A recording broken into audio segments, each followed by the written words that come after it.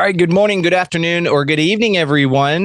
This is Generation Reality. We have Lewis Snooks hanging out with us for Harry Potter's Harry Adventures 2, the Harry Adventures of Harry Potter '02. And we're super pumped to see this, dude. You did a phenomenal presentation the first time.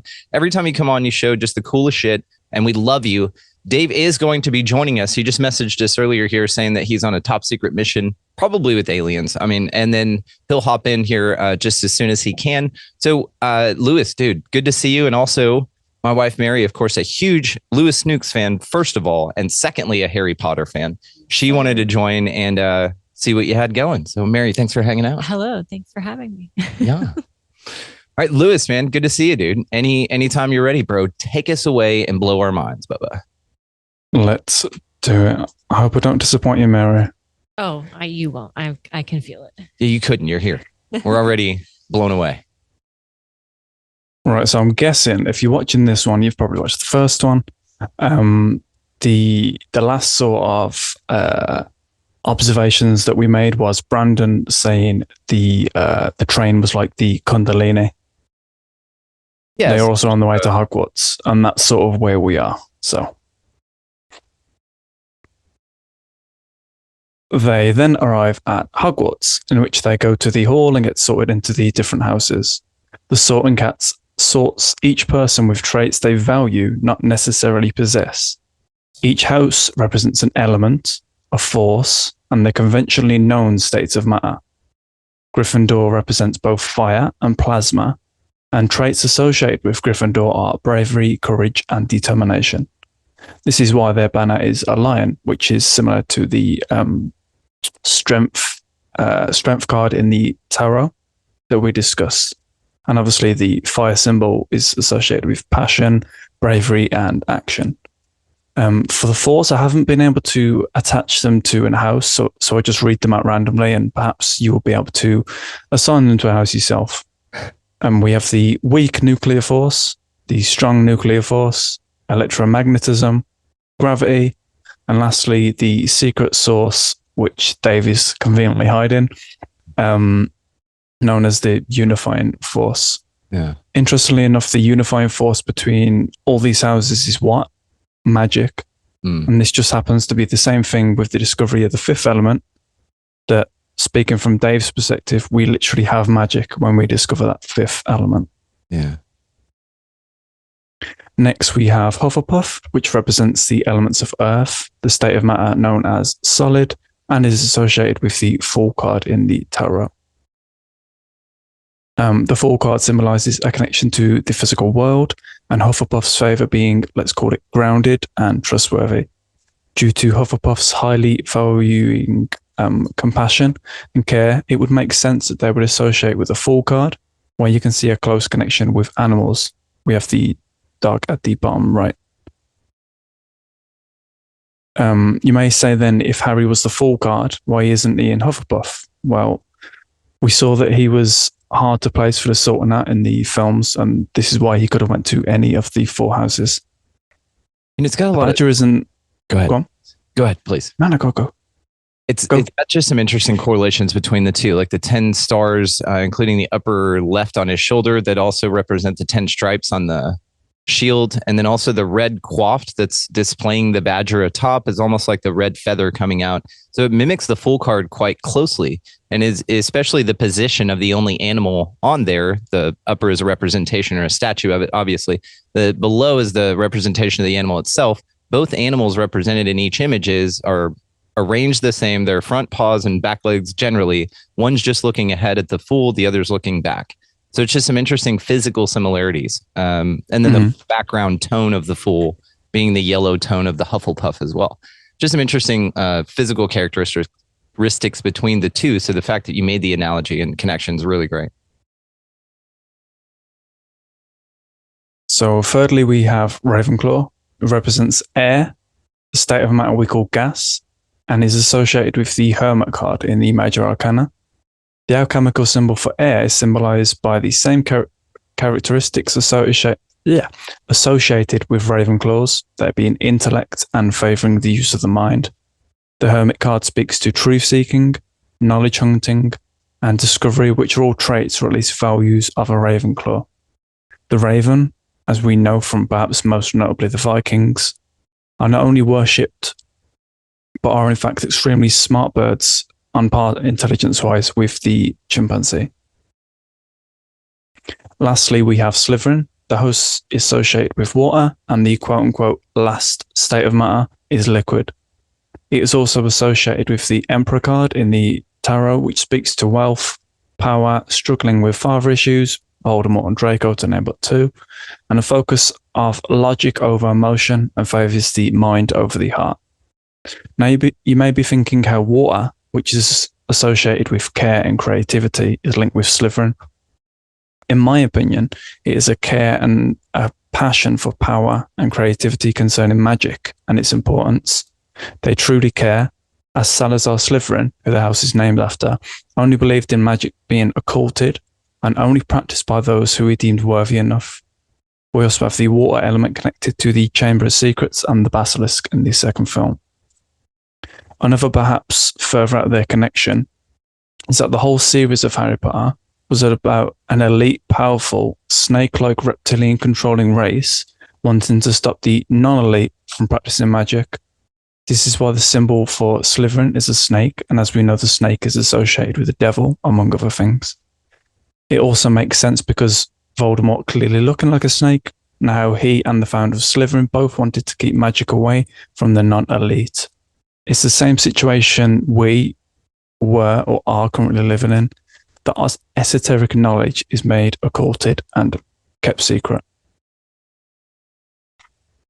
Now, the picture on the walls represent different people or different life potentials you could exist in. You could be someone else only if you take an exit on a specific part of the staircase.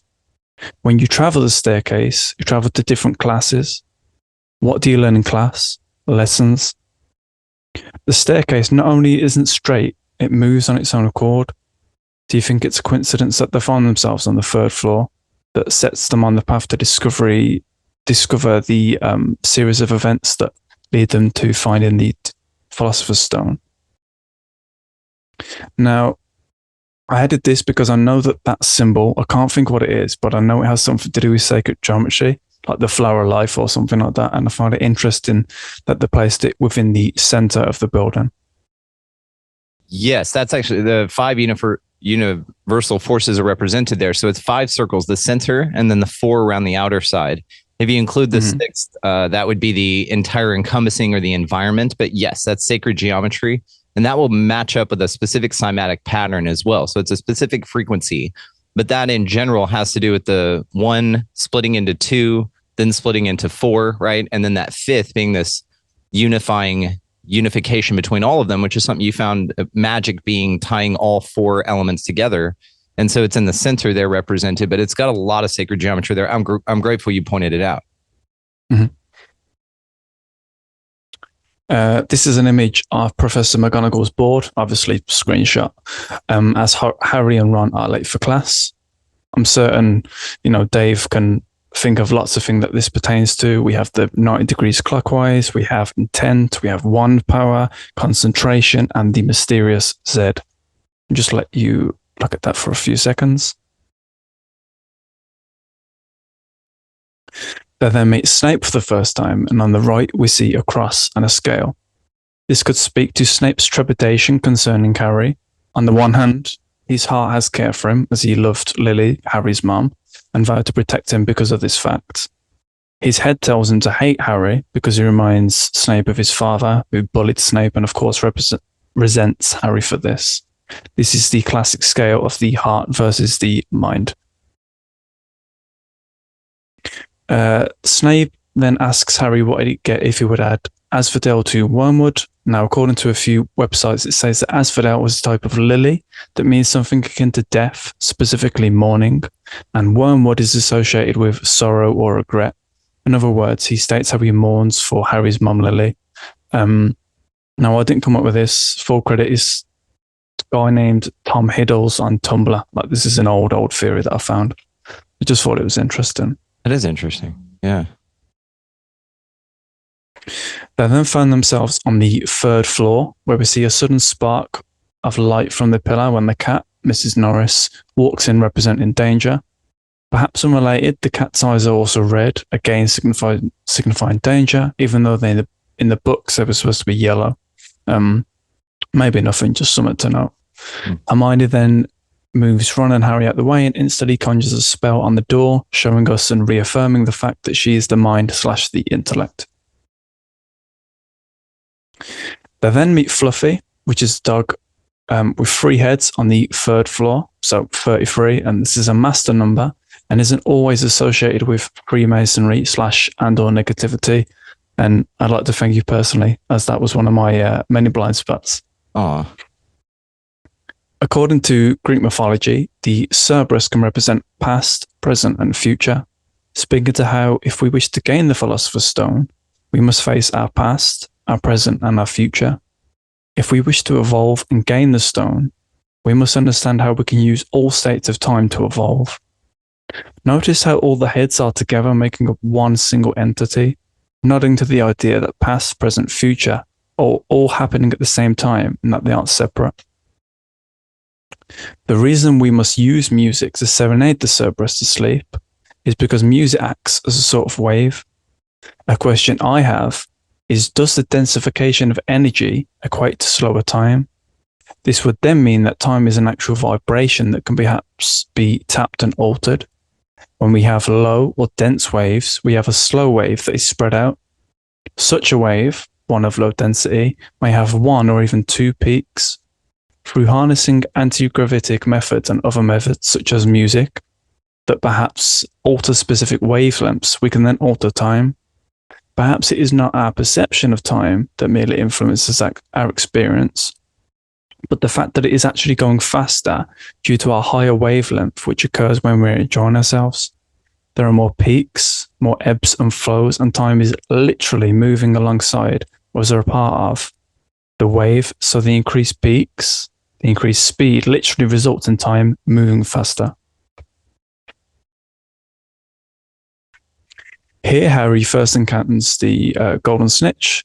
The golden snitch is something that we must seek, and this is why Harry is the seeker. We must seek the golden snitch, aka the alchemical gold, in order to catch it. It will evade you and is the most difficult of all things to catch in the game of life and in the game of, what's it called? Quidditch. That's the one. See, Mary, with expert knowledge, you're straight like that. Yeah. Where was I? Sure, there are other ways to go about winning, but the most rewarding, the most difficult, and the greatest way to quote unquote win is to attain the golden snitch. Now, the snitch is smaller and swifter. It's easier to miss and hard to catch. And it's like this by design. For if it was easy to catch, how would you be able to travel the necessary journey of attempting to catch a snitch, which would then result in you gaining the alchemical gold? The journey, as both Brandon and Dave speak to so often, is arguably the most important part. We got so caught up in the end result that we forget to live in the now. All the while we're on this train called life, and we just think and plan and focus on what we're going to do. When we get there, we believe that if we have the snitch, attaining it will sort out all of our problems. But it's the other way around. By matching the vibration of the thing you desire, the thing will then be in alignment to you and simply will be able to pick it up with no more blockages. I'm so glad you pointed that out, Lewis. Great job. Great job. Thank you, man. So then we meet the troll. Trolls are known to be dangerous, strong, but have a weak spot when it comes to intellect. Brain versus brawn, as they say. The troll appears after the 3, let's say, fall out, and the troll speaks to an ugly but powerful thought form that is difficult to shake, but can be overcome when you work hard enough with yourself. The reason the troll enters the woman's room is twofold. To enable Harry and Ron to go looking for her, of course, but the reason too is the symbolization of the feminine emotional part of us, and Hermione is crying due to the words of Ron. The troll, the negative thought form, first attacks Hermione, the intellect. Perhaps the first thing we will notice when negativity enters our head is that it attacks our logic and our mind. It may belittle us and deconstruct our mind, giving possible reasons for our stupidity, that has now given rise to the situation that we find ourselves in. However, when you use courage, Ron, and care, Harry, alongside your mind, Hermione, you can work towards defeating your troll. Different parts of you will also rear their heads and will come to support you. We can see this through Professor McGonagall, the heart chakra or care, and Snape, in brackets your shadow self, coming in to escort them back to safety. After defeating the troll, the three sit for lunch and Harry receives a gift from McGonagall, which is a new broom. This is what happens when you care enough and you are courageous enough to face one of your trolls. The universe, you, God, or whomever will reward you with something. It will be an improvement of some kind and will allow you to sort of level up and thereby help you after you face your troll. As they begin the game of Quidditch, Quirrell enchants Harry's broom and Snape attempts to countercurse the effect.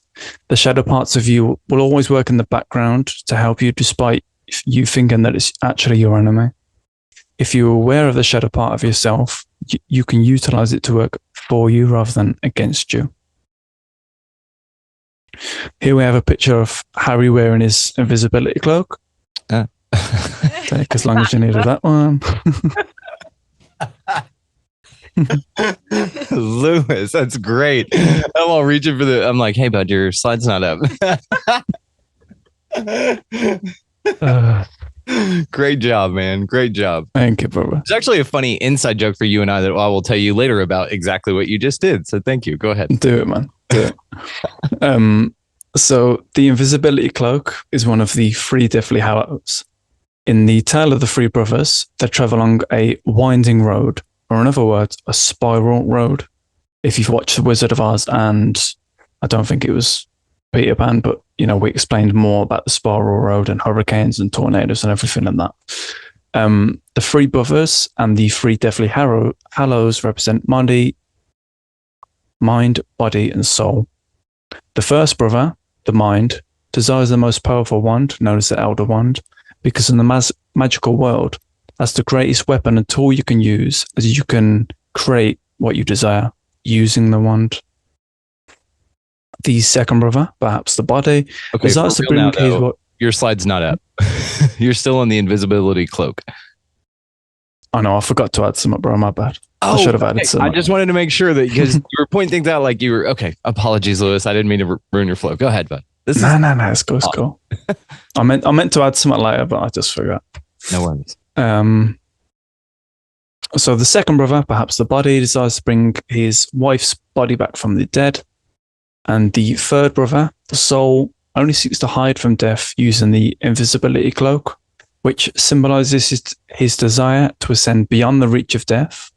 And only when it is time, when it is ready, and he has done all he came to do in this life, will he reveal himself to death and greet him as an old friend. As the soul realizes that death is not really the absence of life, but rather the transformation of it. This is why it is Harry specifically, the soul / the heart, who has possession of the third Deathly Hallow. It's also believed that whoever succeeded in uniting all three of the Deathly Hallows would become the Master of Death, i.e. become like Christ consciousness, ascension, beyond death. The Master of Death means to ascend beyond if we use our mind, body, and soul. And this is what happens to Harry, as in the final episode, as Harry obtains the resurrection stone in the snitch and then the Elder Wand. He's then now the Master of Death. An interesting note as well is that if you're looking to manifest, notice that Harry he's not attached to the things. He doesn't desire them above anything else, like Voldemort does. He's got non-attachment with it, and so this is why perhaps that it allows him to come to him so easily. Yeah, it's a great note. Thank you, man. Yeah. Also note that Dumbledore gave Harry the invisibility cloak. So before he gave the invisibility cloak, he was the Master of Death, aka the Ascended One, and this is why he's represented as the Crown Chakra. He has in his possession all three of the Deathly Hallows. He has the cloak from Harry's dad. He has the Elder Wand, which we see throughout the film, and he has the Philosopher's Stone, which he destroys with the approval of Nicholas Flamel at the end of the film. Although he has all three, he realizes not only does he not need them, but he gave them willingly to show how he isn't attached to material things or the prospect of power. Making sure you can see that now, yeah? We could see that one. Thank you, sir. Yeah. Awesome. You're welcome, man. Harry then stumbles upon the mirror of Erised and notices his parents in the mirror. Harry's parents represent spirit. That's why they're spirits, because they're dead. They are also our loved ones / ancestors, and this is why in Harry Potter and also Star Wars, you see not only your blood family, but those whom you cared about. Interestingly enough, it seems to be free in a lot of these films, just 3 characters. In Star Wars, Luke not only sees his father, but he sees Yoda and Obi-Wan. Harry later meets in spirit form his 2 parents and Lupin, which is his old teacher. And then the Goblet of Fire, when he fights Voldemort, he sees both of his parents and Cedric Diggory. Again, we have the 3 spirits. As the film progresses, Harry is made to enter the Forbidden Forest in search for a injured unicorn. He not only finds it, but alongside feeding on the unicorn is a hooded figure, which we know to be Voldemort. Voldemort, or in other words, Harry's opposite, approaches him to presumably kill him when a centaur arrives and intervenes. The centaur in Greek mythology is a symbol of masculinity, and it is the masculine element that protects Harry. In Celtic mythology, the unicorn is revered for its purity, its innocence, and its power. This includes its healing abilities. Voldemort specifically goes after the purest things. He goes after Harry as a baby, and now he kills unicorns for their life force. Yeah. It is often the dark that attempts to destroy the light.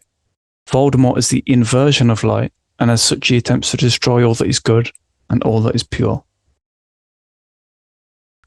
They then begin their journey to find the Philosopher's Stone as Neville intervenes and Hermione freezes Neville.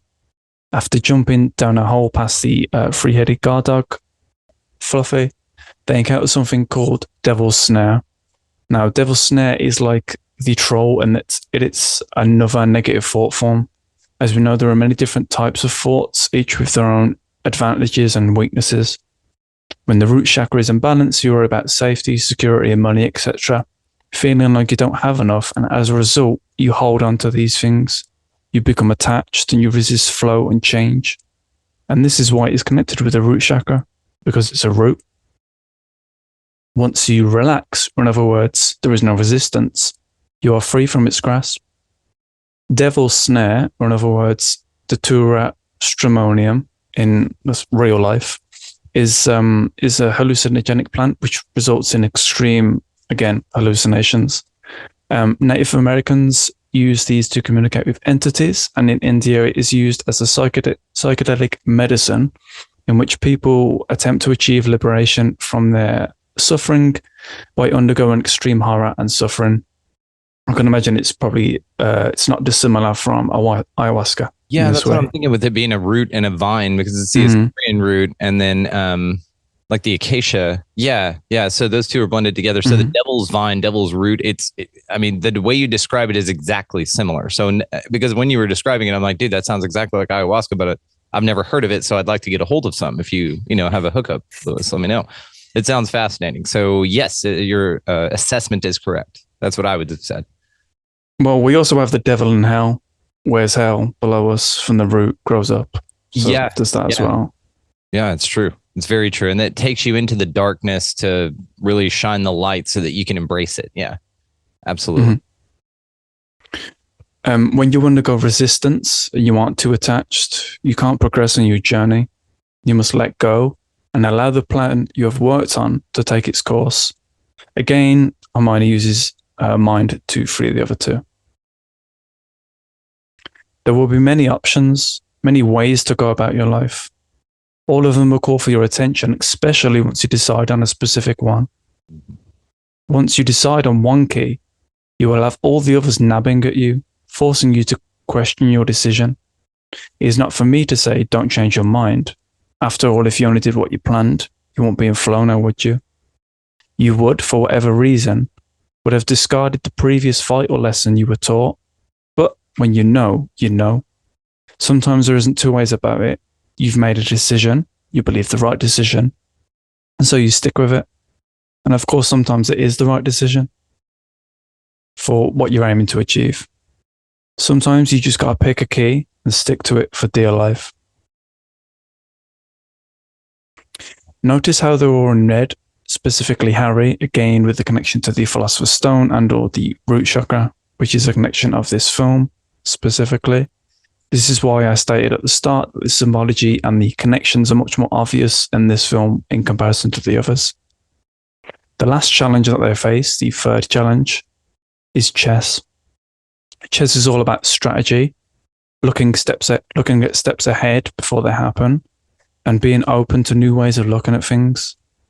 To complete this last test, they must use both flow and planning simultaneously. You must plan to win, but flow with the enemy's move. You must combine flow with strategy. It simply isn't good enough to do one or the other. For if you do, you'll be missing out on certain advantages and be a victim of the disadvantages that come along with it. If you want to mitigate the disadvantages, combination is best, or in other words, balance. It is a balance of both, remaining loose with the ability to be unyielding when necessary. It's also no coincidence that there are 3 characters and 3 trials. This is due to the third potential that remains ever present. Dave has used this analogy before, and it is that it would either rain, it won't rain, or there will be a third indeterminate option, a third potential, in other ways, something straightforward. Chess also has 2 colours, black and white, speaking to the dual nature and the poles of life. Sometimes we must make a sacrifice to then further our agenda, whether we are trying to achieve balance and harmony or chaos and destruction. We must sacrifice a part of ourselves to further another part. To win, you must be willing to lose. After Ron, Courage, sacrifices himself to allow Harry to continue and win the game, Hermione stays with Ron as he proceeds to stop who we think's Snape getting the stone. The reason we must sometimes leave our body and mind behind during an event is due to the importance and the usefulness of intuition. Listening to your heart and your intuition can guide you in some ways that simply doing or thinking can't. Sometimes, as both Brandon and Dave, and I'm sure Mary can attest to, you have to leave behind everything you know. You have to be willing to trust in forces that have no rationale, no proof, no evidence. Sometimes feeling is enough. Harry then meets Professor Quirrell. His full name, Quirinus Quirrell, I think I'm pronouncing that right, who is seen looking in the mirror of Erised. The character gives meaning to the phrase 2 sides of the same coin, as both him and Voldemort are similar in character and their desires both match one another. Janus Quirinus in Greek mythology was a dual god of gates and doors. Obviously, we can see the dualistic nature of this god and the fact that doorways are a metaphor for transition and change. This is someone that Harry must eventually cross in order to evolve. Quirinus represents a doorway, a block, a transitional boundary between 2 potentials, death or evolution. When he's forced to face, no pun intended, Professor Quirrell, he is presented with a doorway between 2 possible potentials, with of course a third potential always being there. His surname Quirrell means irritable and itchy, hence the stutter and the itches that we see throughout the film. Harry looks into the mirror, finding the stone in his right pocket, his right intuitive side. He is then presented with the option to join Voldemort or to join Voldemort and live, or to defy him and die. He then offers Harry the choice in bringing his parents back in exchange for the Philosopher's Stone. Because Harry is in flow with a plan, however, he knows to lie to Voldemort about what he sees in the mirror. He receives the Philosopher's Stone, which is, as we discussed in the Wizard of Oz presentation, the pineal gland, or rather the awareness of it. The second component of Harry activating injecting his third eye is ease. It is ease. It is non-attachment that again allows Harry to gain access to the stone. He knows the power of stone and the capability of it. And as a result of his personal philosophy, he doesn't want to join, he doesn't want Voldemort to use the stone and come back to his full strength and reign terror on the world. Speaking to how we must be aware of the more reptilian sides of us coming out when it comes to morality. Voldemort says something interesting, and I don't personally agree with this, but I thought it was an interesting point. There is no good and evil.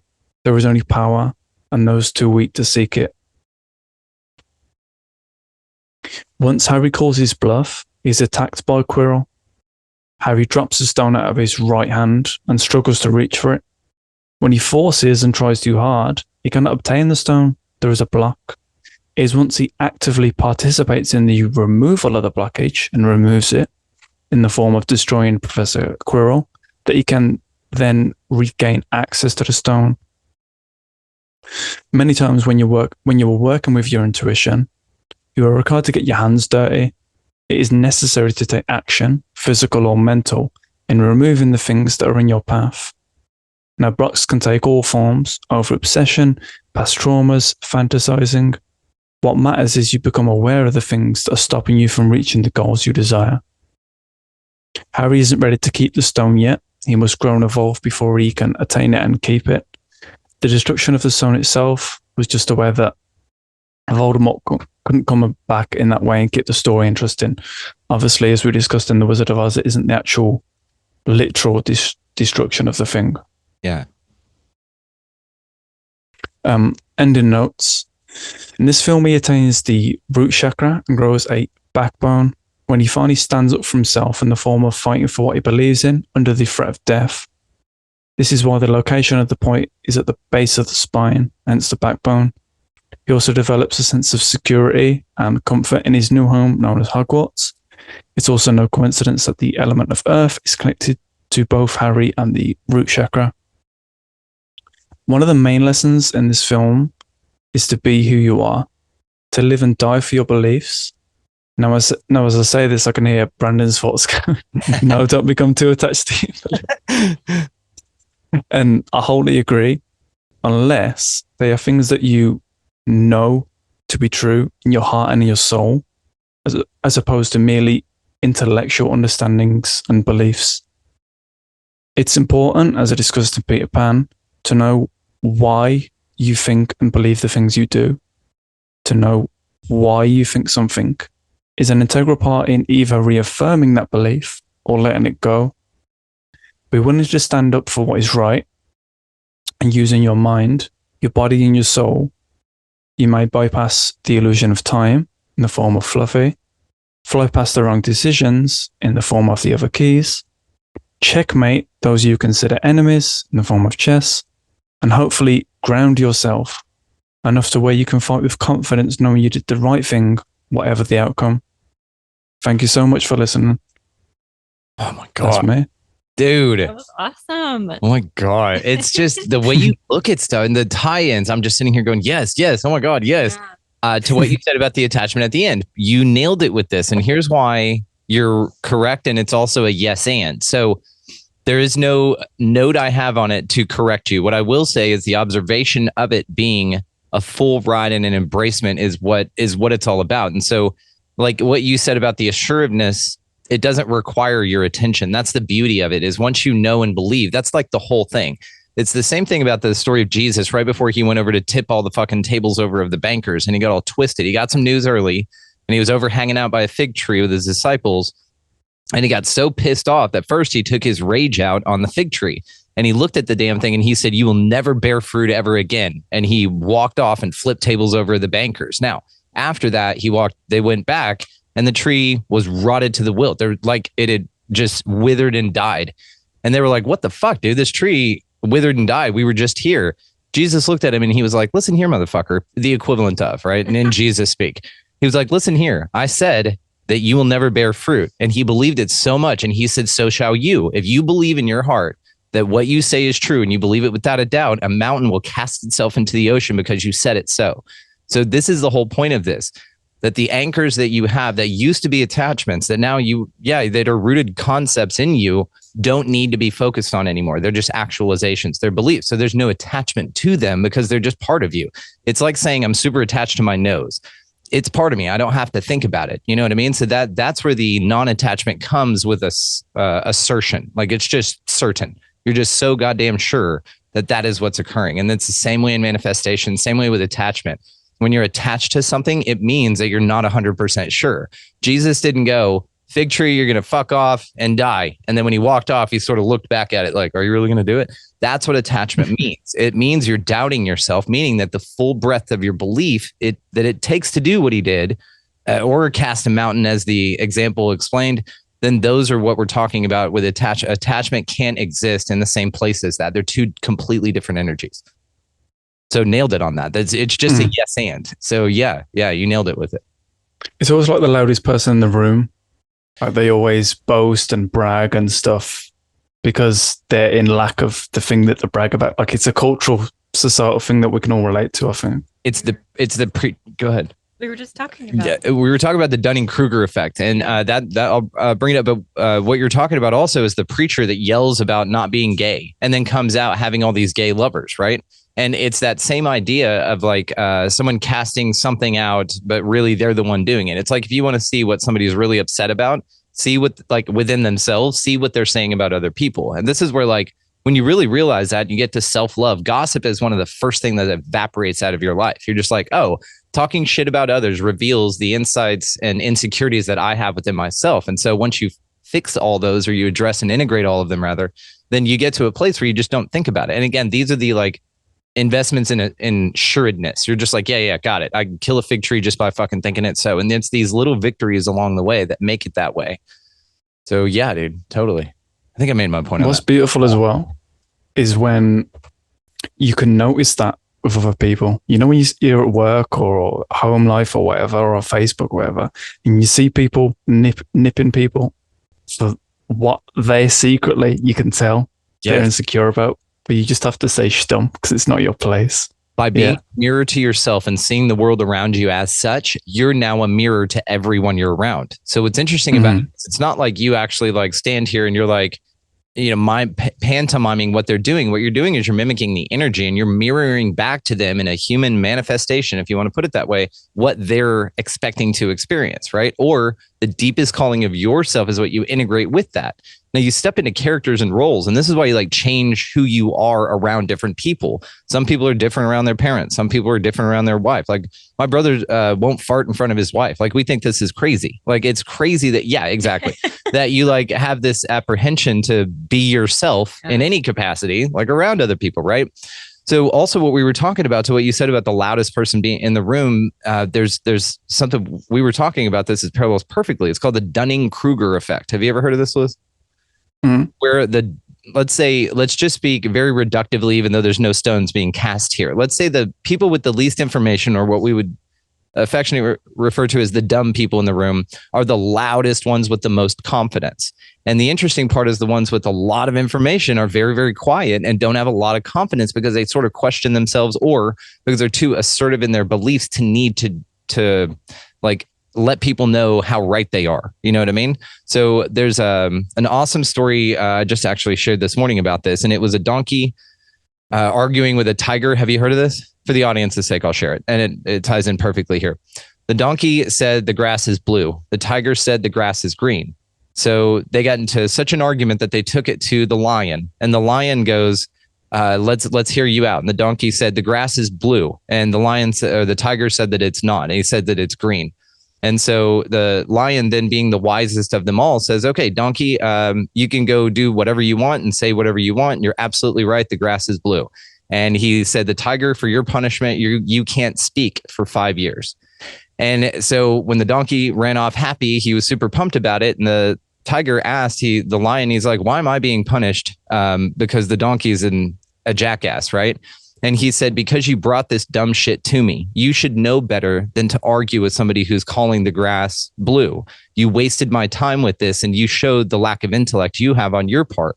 And that ties into a, what's his name? Tom Sawyer, no, Mark Twain quote, that is, never argue with a fool. Stupid people Watching that my bring you down to their level. Exactly. So it's this whole thing, right? And so there is a transcendent element to this.